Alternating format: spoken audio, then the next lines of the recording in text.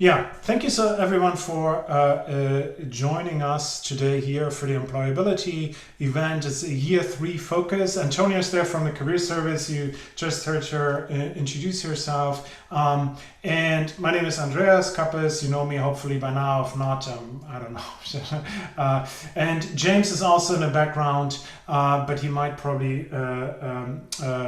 leave us pretty soon because there's other commitments. I think the idea of this event is a little bit somewhat tricky, but in some ways to kind of and this is the most important thing, to highlight the resources that we have at City available for you within the department, but also in a wider context that help you to get ready for graduation and kind of help you a little bit to see what happens after graduation, right? We will have in the next term also more events for focus for especially for you guys, kind of looking at, okay, what should I do after graduation? We talk a little bit about this. Should I do a master? Should I not do a master? What if I don't have an idea? What should I do next? I think I said it before and let me repeat this again. I think one thing that's really, really important is contact Antonia wherever you are. I think book an appointment. I said it before, Antonia is extremely knowledgeable. If you have any specific questions about psychology, or if you even don't really know what you should do, book an appointment with her, get to know her. There's so many students that I know and that I kind of mentor a little bit that tell me how tremendously Antonia helped them in figuring out their next career steps. So take advantage of that. Antonia, in the last event I kind of cut you short because we were running out of time. Do you just want to start and then I talk, or do you want to? I think I have less. We don't have micro placements. We don't have placements and all of that in this. So we will have more time. But do you want to start, or do you want to say something at the end?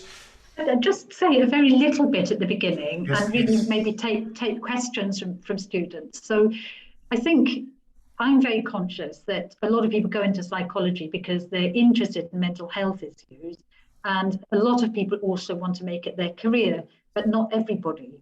And also some people who join us think that they want to go into mental health as a career, and as they progress with their degree, they decide it's not for them. So I just wanted to highlight, like I have in the chat, that this year, with the panel event the Career Service is organising, is focusing particularly on non-mental health careers.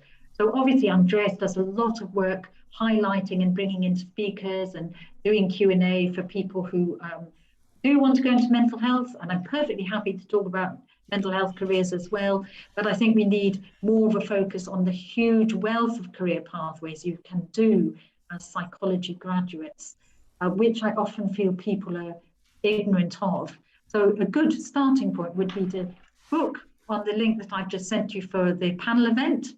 Come along, that's what I actually recommend. Come along because you can meet the panelists.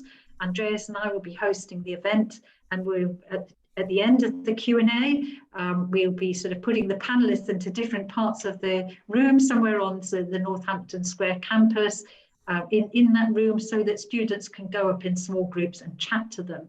So there will be people who haven't necessarily studied psychology as a degree, but you can definitely go into their career with a psychology degree. So I think I would highlight things that would be very suitable, would be things like a career as a social researcher, for example, whether that is working independently for a top agency like NatSen or Northampton Square, a great centre, or whether you're working in the civil service as a social researcher for government, as an expert social researcher, or perhaps you're using your research and analytical skills for a career as a business consultant with a top professional services firm, maybe somewhere like PwC, KPMG, or Deloitte, for example, or EY. Many other fields also going into things like user experience to do with IT, with your interest in technology, but knowledge of psychology as well. And also the wing of psychology that is more to do with business. So business psychology or organizational or occupational psychology. So don't hesitate to book an appointment with me if you are unsure about your career direction, or you want to talk about lots of different things, or you don't really know what your skills are. So we have the 20-minute appointments, which you can book on Careers Hub, and I have the 40-minute appointments. The 40-minute appointments are just for mock interviews and also for career choice discussions. The shorter interviews, we can do anything like career choice, a bit about interview technique, choosing a postgraduate course, reviewing a cover letter, that kind of thing. So I just want to encourage you to use the service, because this year we have found that people who've had a mock interview have massively improved their chances of getting, for example, an assistant psychologist placement year and the opportunities that they've gone for. So it's a time where I very much focus on you, how you answer questions, and coach you to do better, but also review your applications. Fantastic, yeah. I think, as I said before, please book an appointment with Antonia and the event. I will talk about this in a second as well, about the events that are coming up, but also I think, I don't know, you might have been aware of it, might not have been aware of it. We had tons of event last semester. I think it's really important what Antonia said. I think it's much easier for me to talk about mental health or clinical psychology or counseling psychology or educational psychology or even organizational psychology, any of these kind of BPS accredited pathways, because they have very clearly outlined ways. I think it's, if you ask me how do I become a clinical psychologist, it's very easy for me to describe that. I think many other ways what our students do, what our alumni do, the really interesting jobs, it's hard to kind of put that in one talk. A lot of people go different routes. That's why we invite alumni. I try to point out, I know that a lot of people of you are interested in clinical psychology, and I think that's great. And so we will try to cover both a little bit. And then I will also, like in the beginning, I think kind of highlight what you need to do to have, ideally, when you graduate in order to be competitive. And if you don't have that, how you can kind of, what your next step should be. And at the end, I just want to tell you a little bit about some of the students that I got to know over the last years and how they did it, okay? So using a little bit like some case studies to tell you, if you did, for instance, a placement year and then you want to become a clinical psychologist, what to expect after you graduate. Or you don't have any clinical experience, how can you go about it to still have a career in clinical psychology? Or you don't want to do anything with clinical, what can you do? What are the options? What are things people are doing? I'm also super happy. Most of the students that I talk to that tell me a little bit late. Yesterday, I think 30 or so of you were there. We had 5 graduate students who talked about their very different careers, right? Who came along and talked about their careers, what they're doing. Most of our alumni are super happy to chat about their careers. So if you say like, I really want to know what it is to work as an educational mental health practitioner. Most of the time I know somebody who's doing it and I can connect you with them, and that's a great first step, okay? So I think you have to also kind of think a little bit about your fellow students and alumni as a network that you should take advantage of it. And I think, as you might imagine very easily for yourself, if somebody would ask you about what it is how is it to be a third year or second year psychology student, how it is to be a psychology student, more likely than not, you will answer and help them, right? And the same is true for our alumni, our students, our graduate students. So I think if you have specific questions like, I want to know how to figure it out, I can direct you or connect you often with the right people. Okay, let me quickly share a little, no, I started recording. That's good. Didn't forget about that. Let me let me start with this slide. And I think, so this is like, I think in, and Antonia, can you correct me? I think I hope I'm telling the truth.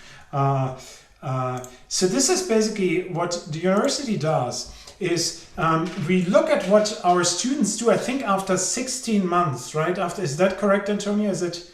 It's 15 months, and we used to do it at City, and all universities used to do it themselves. But now the HESA, the Government Educational Statistical Agency, collects this data.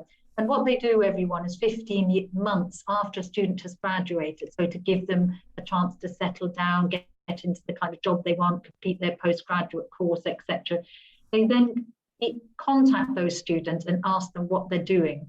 And then students, sort of the performance of the course is measured according to how many graduates go on to what they call a graduate level opportunity, which is either a graduate level job or going on to a postgraduate course.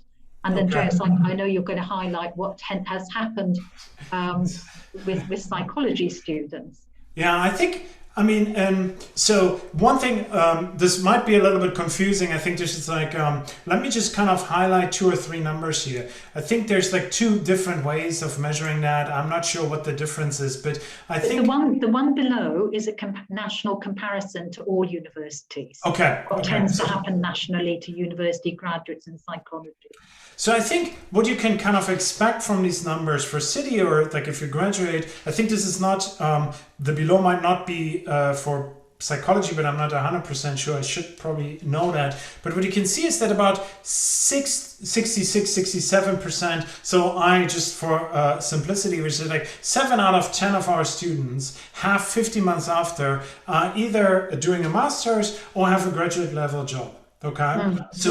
This is basically what you can expect. I think I want to talk a little bit about, I think for psychology, the 15 months is a tricky time period, because if you do clinical psychology and you might still gather work experience, or you might do, for instance, a job as a support worker, you're not in a graduate level job, but you are on a perfect trajectory to have a career in clinical psychology. But just to give you a feeling from that, okay? So I don't know if you have a feeling of despair or threat or uncertainty that is looming over you because the third year is coming. 7 out of 10 students will be in a good position in 15 months after they graduated. And I think most of you will be that are here are more likely than not to be this, because you're already engaged in trying to figure out a little bit what to do next. I think one thing I really like is that basically if you look at like the numbers for graduate level employment and then students from widening participation and BAME with a BAME background, we don't really have any differences in employability. So it seems like that at least for psychology at City, your background does not matter that much. Oh, there's like, I don't know. No, whatever. I'm not sure why my alert went off. Which is, I think, is really good to know. Okay. So this kind of gives you a little bit idea of what is happening thereafter. It obviously really depends on your career path, which path you're going to, but this is basically that gives you a little bit of a feeling on what to expect. I just want to highlight 2 things. I think join, if you have not yet, join the City Psychology Career Network. I think we're now by almost 300 members. A lot of the things that I come across, for instance, yesterday at the event for like Meet Your Future Selves, where we had 5 graduate students, they told me things about different graduate schemes that I was not aware of, and I put that just in the LinkedIn in the network. And you can also find alumni, City students within that network and connect to them. So if you are not on LinkedIn, I think it's a strange platform, not very pleasant to be there, at least for me. But all you need to do is once in a while, once a month, just go on there, and you can have the notifications for this group on. So whenever I post something new in the Psychology Career Network about some kind of opportunity that just came along, then I will put this in there and you get a notification. I think it's really good to know. If you do not, let's say, I think some of you indicated they have already a really specific idea. And I'll talk about this in a second as well. But if you don't have a specific idea, I think it's really good to just go on these and have a look and listen, Uppsala, this is like, we have I think I shared a link. I can share the link again in a second in the chat. So we have a lot of recorded talks. Okay, this is like, if you don't have any clue, if you just like, I don't know what's the difference between counseling and clinical and organization or anything like that, then you can just listen to this talk here, how to get started with your psychology career. This gives you a broad introduction to the things. I will do a little bit of this today, but if you need more, then just start with that, okay? If you already know, don't do it, right? So then I think we have all the big kind of events, or not events, all the events covered, like the big lines. We have How to Become a Clinical Psychologist, right, by Dr. Amanda Mwale, who was last year there. It's on Zoom, you can listen to it. I think even if you are like, I think, oh, clinical psychology, I know everything about clinical psychology, it might be still worthwhile listening, but maybe not. But if you don't know what a doctorate is, what a doctorate entails, how best to get onto a doctorate, what do you do as a clinical psychologist on a day-to-day basis, what it is to work like, this is the perfect talk to start. We then have one, which I think is for us, for me at least, always really important. We have three clinicians with main backgrounds talking about their experience, how diversity impacts their career. I think the main takeaway here is, like, whether you look more like me or whether you have come from a BAME background, I think in all areas of life, it's really important to think about diversity. In clinical and counseling psychology interviews for the doctorate, they often ask you about how do you think diversity or culture or ethnicity impacts your practice, your thinking, etc. So I think it's important to start thinking about it. The other big takeaway is that often for clinical psychology, if you have a BAME background, this can be a major advantage, because you bring something to the table that, for instance, I can't. So if you apply for a job, let's say at Tower Hamlets, and you want to work there in the NHS, and you speak Urdu, then you have a better chance to get that job than me, who doesn't, because a lot of the clientele there will have an easier time to connecting to you than to me. Okay, so I think it's really important to kind of think about your background, what makes you special, as something that you can utilize, and to kind of think about diversity also if you think about organizational psychology in general. And that's a good event to kind of start thinking about it and listening to the different sides of that. I think Mazda, Kenny, and Natasha also speak a little bit about their experience, if they experience some kind of, I think, racism or prejudice, and how they deal with that. So I think it's really good. There are many more resources there. Then we had How to Become an Educational Psychologist. That's a person that I think is an alumni of Antonia's University. She connected me with Lawrence. That was really good. And this is basically, if you want to know how to become an educational psychologist, I think this is something that's super overlooked, something that's really worthwhile exploring. If you're interested in clinical psychology and children, I think if you're interested in mental health and learning disabilities, learning difficulties, awesome job. There's a lot happening in the private sector there as well. So listen to that. I think there are many good opportunities to that.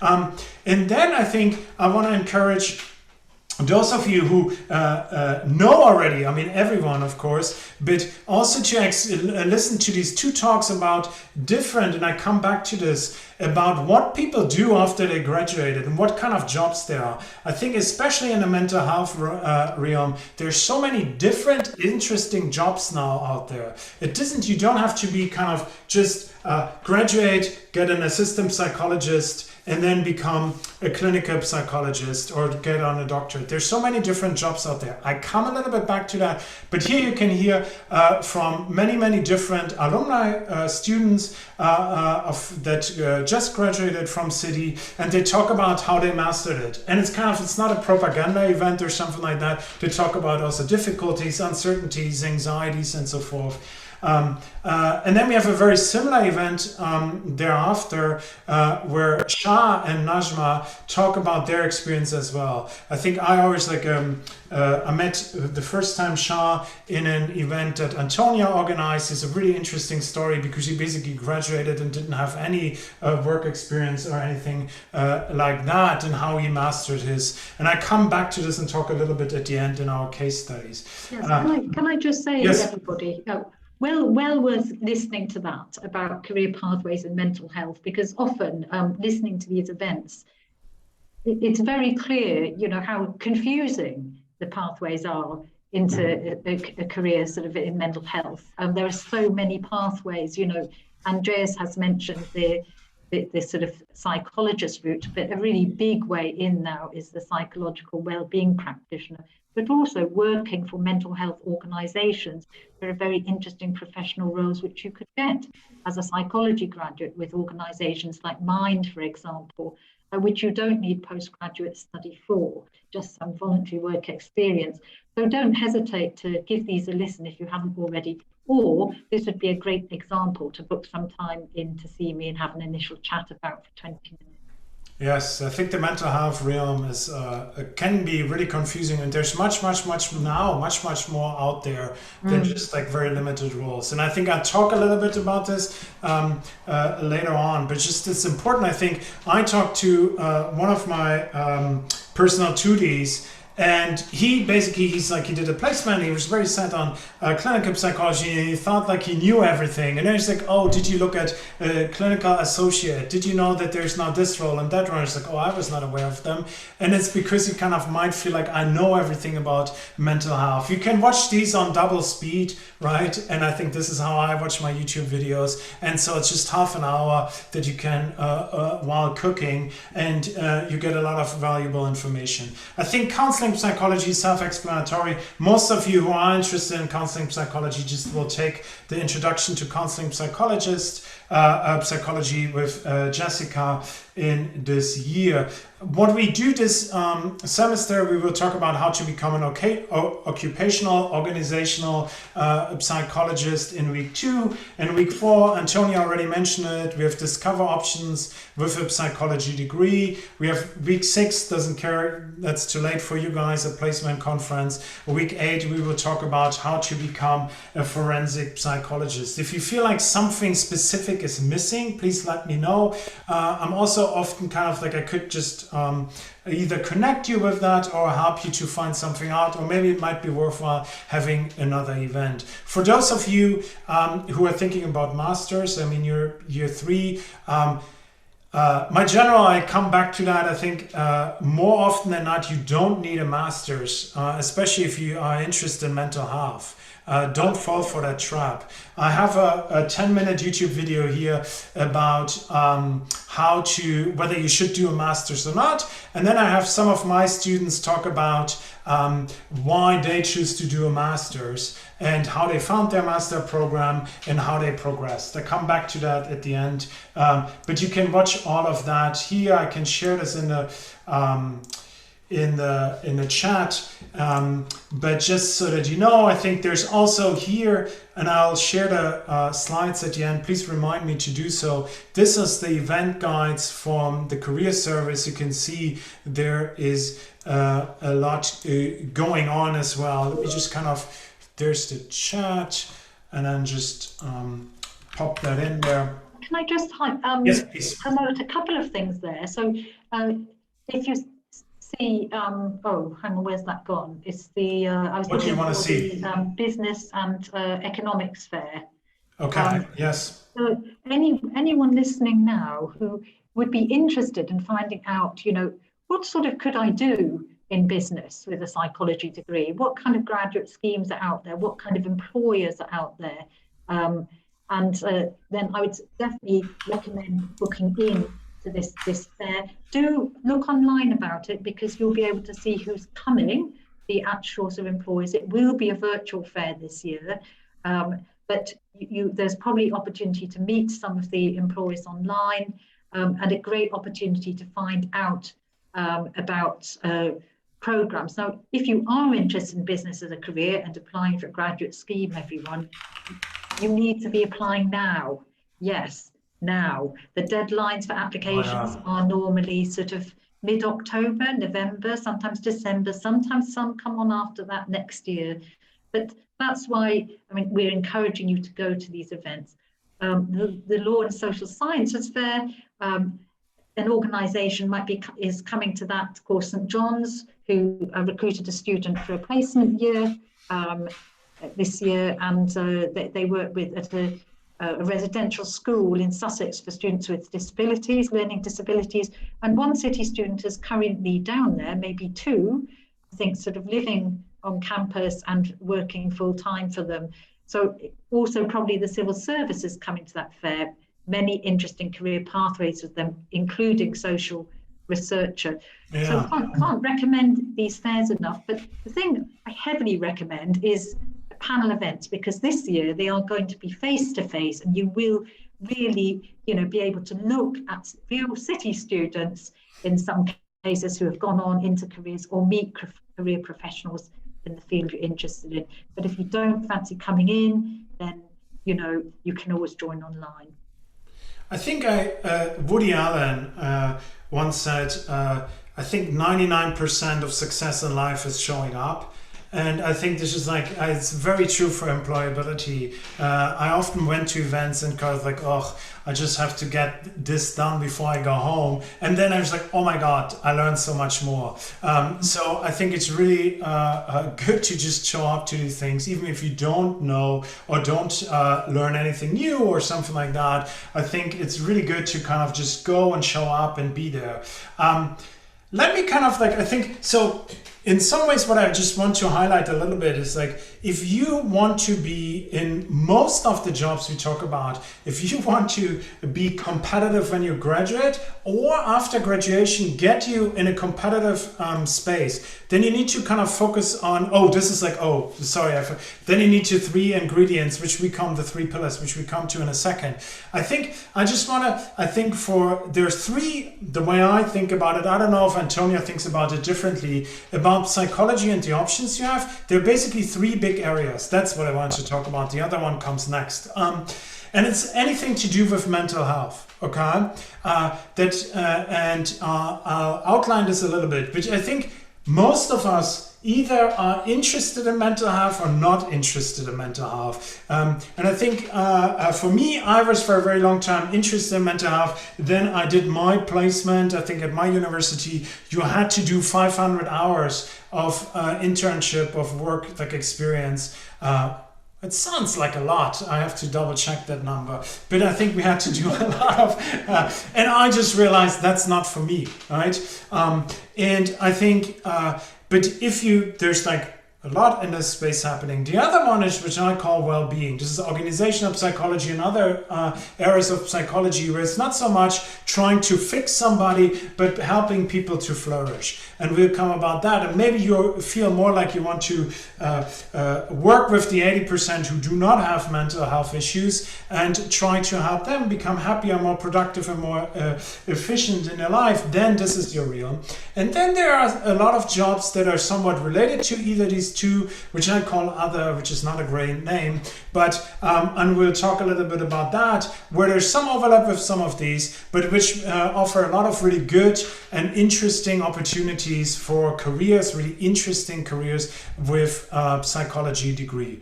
The 3 pillars, this is what I was talking about. I think each of them, if you apply for any of the clinical psychology or a graduate scheme, each of them you will become more competitive if you apply for them, if you ideally have all 3 of these. Okay, so on the left we have academic excellence. What do I mean by that? I think it's really, really important, and this should be your main focus to make sure that you get a 2-1 or higher.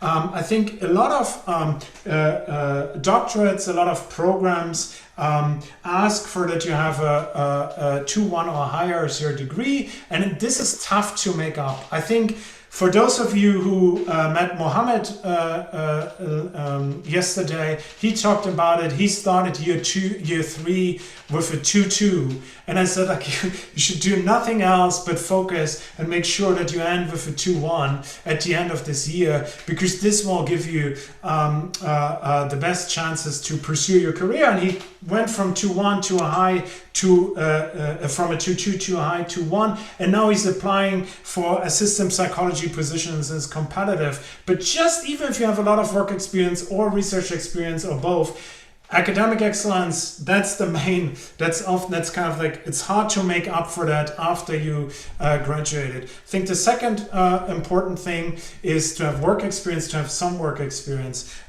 You can, if you don't have any work experience now, just start volunteering or do something once a week now. If you feel like that's too much, that endangers your academic excellence, then just do it once you graduate. And I'll talk a little bit about ways to do that at the end when I talk about some of the case studies. Research experience is often something you need to get onto to get into the doctorate programs. And I think that's a little bit where people who apply for instance, clinical psychology or educational psychology, counseling is a little bit different. They all have work experience. They all have they're similar, and the way to set yourself apart and what they want is to have some research experience. That's another component, but it's like, I think in terms of importance, for most jobs, academic excellence is clearly first, work experience is second, and then research experience comes third. It depends a little bit on a job. If your job is doing market research, research experience is much more important than, for instance, work experience. So it depends a little bit, but you can think a little bit about these, like the hierarchy like this. Let me kind of highlight, like, just if you're interested in mental health, and some of you indicate they don't know what they really want to do. I think mental health, there are basically these 4 different types of BPS accredited pathways. I think it's important to also highlight, if you have any of these, once you are a clinical, a counseling, educational, forensic psychologist, I think the employment rate is 95% or something like that. Last time, I think when I talked to the educational and the clinical psychologists, they both said, if you want to work, you can work. I think if the way to get there might be a little bit stony, especially if you want to do a forensic. I think it's a long and hard path. But once you're there, you earn very well, and you have tons of really interesting employability opportunities. But these are basically all jobs that deal with mental health in different settings. Clinical psychology is mainly inside the NHS and hospitals. Counseling psychology deals with mental health and learning disabilities outside mainly. Nowadays, you can basically, as a counseling psychology, also work within the NHS. Educational psychologists deal with mental health and learning difficulties within the educational settings, basically schools. There's very little who that do not work for schools or work for work at schools. And forensic psychology cares about mental health mental health mainly in the prison. So these are the kind of like mental health. These are the main areas, okay? So let me kind of highlight just clinical psychology as one way. Normally, if you want to become a clinical psychologist, you would do your bachelor degree.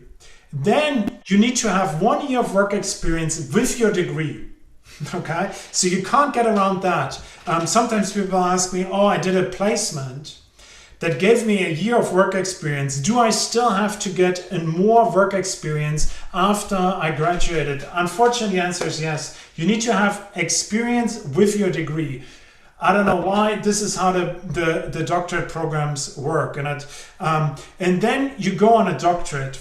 Most of you by now probably know what a doctorate is. It's basically, the way I describe it is you're like 3 to 4 days. You work for the NHS within hospitals. You do rotations just as you would do if you, for instance, become a medical doctor, and you would work with the elderly, you would work with children, you would work with learning difficulties, you would work in a psychiatry, and you would experience each of these, and you would get the practical skills, and then 1 to 2 days you would go back to university and you would learn about the foundations. This is paid. This is relatively well paid. I think 30,000 plus is the payment if you do it in London. So you get paid to do that. And once you did that, you're a clinical psychologist. Okay. So the tricky bit is a little bit how to get this kind of like this work experience here. Okay.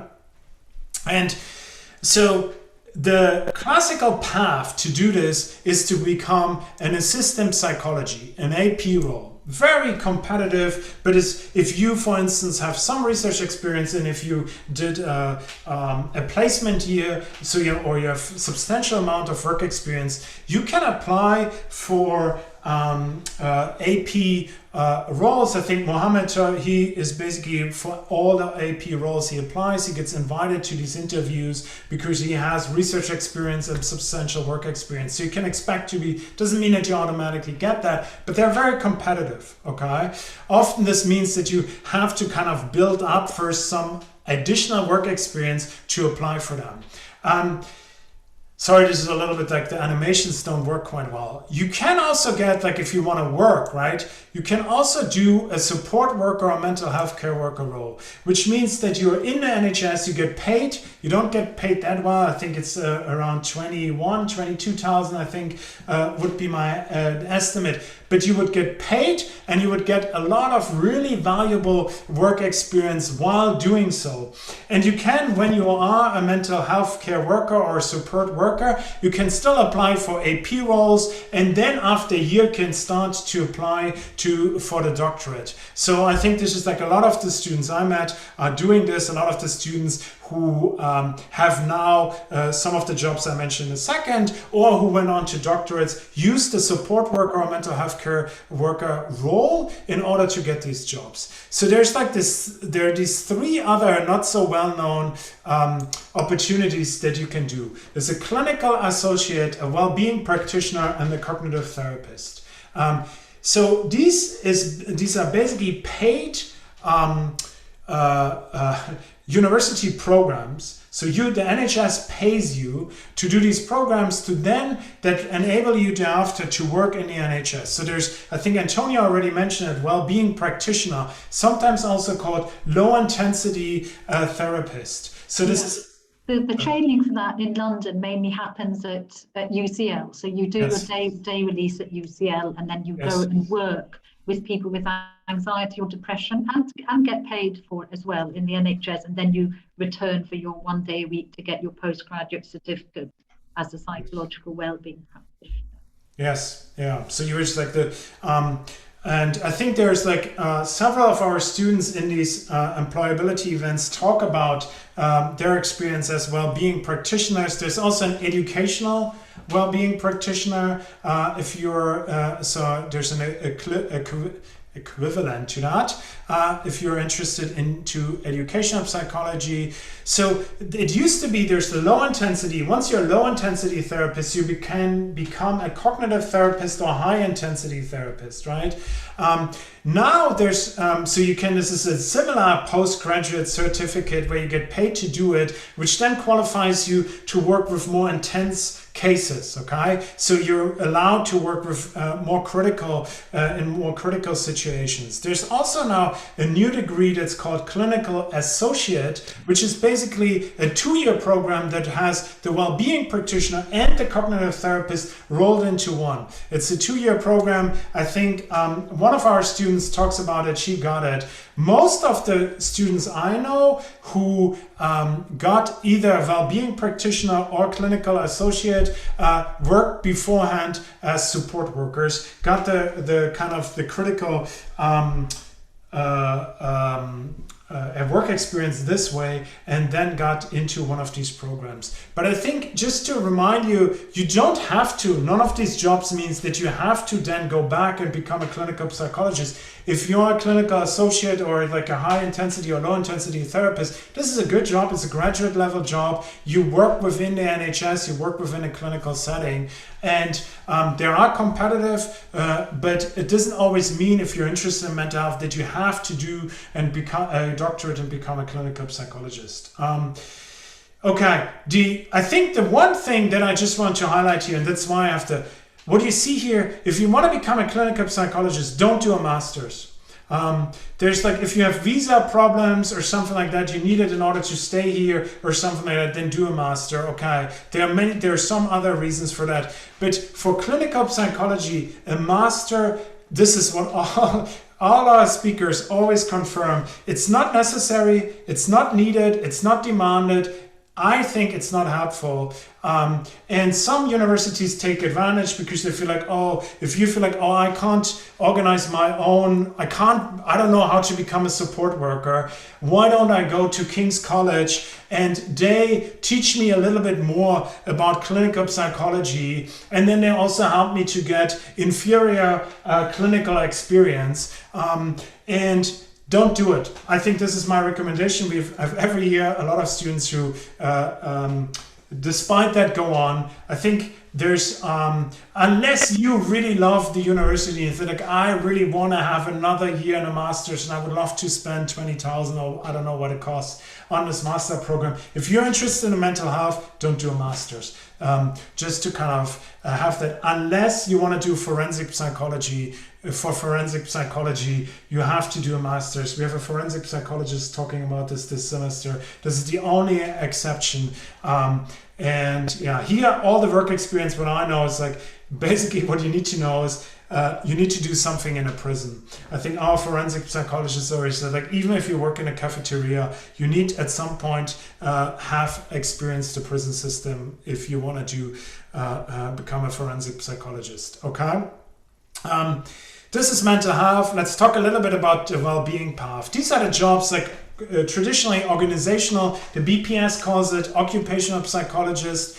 Most of the master programs have an organizational psychology title in there. And this is if you want to become an organizational psychologist, that is if you want to work within an organization, most often in the human resource department, and help the employees to kind of coach them, help them excel, design well-being programs for employees, help people to excel in their careers, and so forth. There's health and sports psychologists. These are also accredited BPS careers. I think they're so tiny and they don't really lead directly to any specific jobs, that unless you're really, really interested in working with athletes in order to strengthen their performance, I think I would not recommend that you become a sports psychologist, health psychologist. It doesn't have a really clear-cut a job field. I think if you're interested in that, I mean, Katie Tapper, I don't know if like somebody else is teaching is this semester, but you have like health psychology and learn all about this there. But it's a tricky field. I think it would make sense that we invest more in health psychologists, but at the moment it's kind of an uncertain position, different for organizational psychologists. I think there's another area, and that basically within organizations, so if you took my third year elective, you will learn much more about this. Basically all big organizations now have psychological research teams embedded in the organization. I collaborate with the team at NatWest, the bank. Ipsos Mori is one that is really prominent as well. There are nudge units within the government. There are basically units that try to apply psychological methods, ideas, research methods, but also insights in order to help the companies, the NGOs, the charities, the government to better achieve the outcomes. Okay, so this is a little bit like if you are not so much interested in working in one-on-one settings with another person, if you're more into kind of research, thinking about it, but you don't want to do this at the university, you want to do this in the setting of an organization, I think there are a lot of really good programs out there to do so. So as an occupational psychologist, and this is basically true for everything that's somehow related to well-being or my well-being factor, you have to do a master's. All of them went through, and you have to pay for these masters. So I think the classic path for organizational occupational psychologists is you do your masters, and then you have to work, I think, 2 or 3 years, and then you become accredited by the BPS as an occupational psychologist or organizational psychologist. If you're interested in that, we have a talk about this semester as well. But I think here, I strongly recommend doing a master. You need to do a master, please do a master. If you're into well-being most of the time or any of these related research, then you should do a master. Okay. Yes, okay, behavior economics. This is, I talked a little bit, if you're interested in applying insights into mostly organizational psychology, behavior economics, most of that is applied social psychology. If you want to do any of that, you have to do a master's in your work, and you can become a member of a nudge unit or of a behavioral insight team. This is how they are most often are called in organizations, but you also have to do a master's. So a lot of the people who do that, who are, for instance, at our behavior economics master, first work a little bit and then come back. And I think it makes sense to kind of see if you actually like that field. I mean, some of you, very few of you, might feel like, oh, you know what I would like to become? I would just become a researcher. I would like to do something similar to what Andreas is doing. Then you would just have to do a research-focused master, then you do your PhD, and you become a lecturer. If anyone is interested in that, please contact me. I think I organized once a talk for how to become a researcher. I think we had like 2 or 3 students in that talk. So I kind of stopped organizing these talks. But if you're interested in that, please let me know. Okay, Antonia is posting links there. To some of the BPS. I think for me, I don't like the BPS website a lot. I think a lot of the descriptions are terrible. Yes, some of them are very poor. Yes. I'm just trying to actually post something to everyone that Andreas mentioned earlier about those more unusual theory and practice master's courses that he mentioned, and just trying to pop one into the chat. If I don't manage it, it's at Reading University. It's quite unusual. It may be worth looking at it, but I do agree with what Andreas says. Sometimes you can just get the experience you'd get on a master's like that elsewhere through volunteering, and you can sort of go straight on to doctorates. Yes. If I can bring it up, I will pop it in, but keep going. I think if you're unsure, just contact me or Antonia and ask us. I think if I don't know, I will tell you I don't know. But I think there's a lot of where universities take advantage of students who are somewhat uncertain about what to do next, and lure them with a master's program that might not actually really advance your prospects or your career. So be a little bit careful about that. These are other areas. So let me this is like this hodgepodge area. I think a lot of students, or a substantial amount of our students, go into teaching. This is fine. You don't need a psychology degree. It's very easy to get into teaching. If you're interested in that, then I think you just Google it. It's very easy to become with all respect, it's relatively easy to become a teacher. Teachers are needed. I think one thing, I posted something in the career network today. Civil service, fast stream, or anything with civil service, I could not recommend this more. If you look for something that provides you with meaning, money, and a wonderful workplace, I think the civil service is an amazing opportunity to check out. Their fast stream, but also the normal stream. I think civil service gets Employer of the Year more often than not every year, because it's such a wonderful place to work. I spent a week at Westminster and I loved it. I think civil service is a really great place to make a difference and have a great career. The police, there are many options to kind of work. You can become an officer, but you can also, they're more and more interested in kind of using psychological insights. Prison management, there's one. If you're more forensic leaning, but you don't want to meet with murderers and rapists on a daily basis, but if you're like, maybe I'm fine with just managing them, there's a real good graduate program for prison management.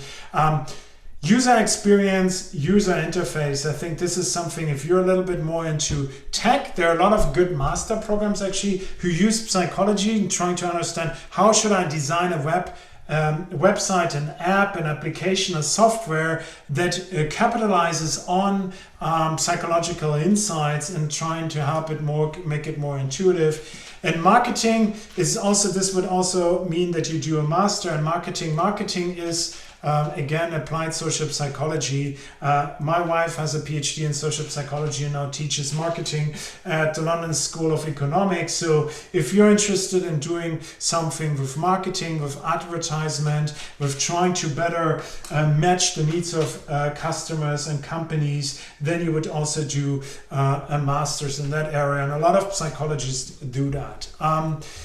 Let me kind of highlight some of the case studies, a little bit of what like students, what happens to them when they basically graduate.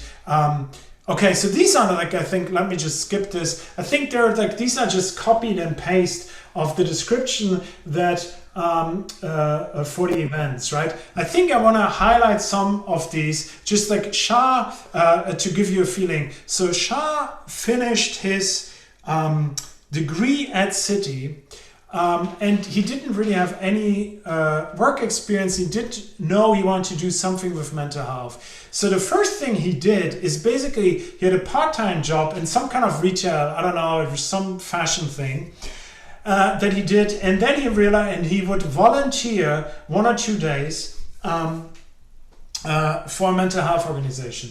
And so a lot of jobs demand, or like clinical psychology, that you have a year of experience in some kind of clinically relevant area. But it doesn't say how many hours per week or something like that. So he basically started doing once or twice a week something while having a part-time job that helped sustain and provided some income. And then he became a well-being practitioner. He did that, worked a little bit as a well-being practitioner. Then he became a high-intensity therapist, a cognitive therapist, and now he is on the doctorate. Okay, so what it means is like he all throughout basically his time after graduating. He always had a source of income. In the beginning, this was something psychologically irrelevant, right? He was just basically working in sales. But while gathering the experience he needed to get and be competitive on these other jobs. So I always strongly recommend, if you don't have any work experience thereafter, this is a really good way to think about it, to kind of split your week, do part-time work to earn some money, but then also do it. I think here you can also see with Samia, she is a classic. She worked as a graduate mental health worker. She did this after she graduated in order to get more work experience, and she's like one of the first now who is a clinical associate in the program at UCL. I think Theodora did something that I just want to highlight too. She did basically the same as Shah, but she volunteered in the NHS. So you can also volunteer within the NHS, and then they had, after 6 months, they had an AP role, an assistant psychology role, and they knew her, they liked her, and so she became an assistant psychologist that way. So I think it's really, I strongly recommend, if you're volunteering, you want to become a clinical psychologist, it's worthwhile thinking about volunteering for the NHS. So this is like the equivalent, I think, Dahaba, she's now an educational mental health practitioner, which is like the educational psychology equivalent of the well-being practitioner. And she was beforehand an ABA psychologist. If you're interested, this is basically using behavioral mechanisms of reinforcement learning and classic conditioning to help autistic children. And this is like a good way to get started in educational psychology. You can also become an educational assistant psychologist. I think it's perfectly fine also to be a TA for a year, and then you will be competitive to apply for the doctorate or for an assistant psychologist or similar roles within the educational realm. Here too, I think Simran, I just kind of copy and paste them from LinkedIn. Simran actually did a work placement. She did a year as a clinical psychologist, I think, or in a clinical NHS setting, and she hated it. She hated working with within the NHS. She didn't, and she came back from her placement here and said, like, I know I don't want to do anything in the NHS. And then she did her she did her master here at City University, and now she has an amazing job at as a human capital coordinator. Organizational psychologists have always the best titles. Also, if you're interested in organizational psychology, Simran is one of the nicest people I know. She's always helping, always providing information. She's super helpful. Just contact her on LinkedIn and she will answer you. And she has a lot of really good insights. I think Alberta she was yesterday at the event there too. She is at LSE doing her organizational psychologist.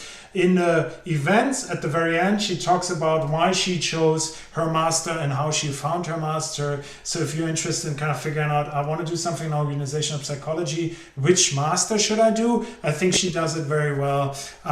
The other thing that another alumni did that I really liked is to contact students who finished the master or who are on the master that you're interested in and ask them about their experience. I think it's a really good way to kind of learn about it because they will honestly tell you whether it was good or not or worthwhile or not. It's much, much better than going to an open day where the university tells you how awesome their master's program is. Okay, marketing and research. I think I want to highlight there are some graduate schemes. I think, this is like, I think, let me just, oh God. 2 minutes? All right, I have to, oh God. Okay, sorry for that. I have to, like, this is graduate scheme. Sarah was yesterday there, she talked about it. I posted her graduate scheme at Ipsos Mori. This is something, if you're interested in working in bigger companies, the civil service has another stream where you basically graduate and then you get into their stream where you get an insight into big parts of the company. This is her at Ipsos Mori is one that focuses on market research. Look at the LinkedIn profile and then you can find out more about this. I also posted something today about the civil service stream. I think you can see Yasmin and Sophia talk about their path to becoming PhDs on the videos in the events. If you're interested in that and how they chose their masters, depending on it and how it is to do or trying to become a researcher and doing a PhD. Okay. I have to kind of slowly but surely stop talking because childcare is calling. So I think that was like, I don't know if you have any questions. I think it would be great if you could just email me these questions and I answer them. Please, if you like have anything specific where it's like, I want to do marketing, I don't know, this or that, please just contact me or contact Antonia and we will help you with them. And if you have anything in specific where if you're like, I would love to have an event or a video or an explanation about a certain topic, please email me and then I will try to help you with that. Okay? I hope that makes sense. Yeah. Okay, it's like, it's always a little weird. I'm more or less talking to myself. Please let me know if you have any questions and any suggestions, or if you need to get access to any of these resources. And have a great start to the new term. Finally seeing, and I hope to see some of you in my third year elective, and the rest of you somewhere on the campus. All right. Thank you. Bye. Thank you, Andreas and Antonia. Bye.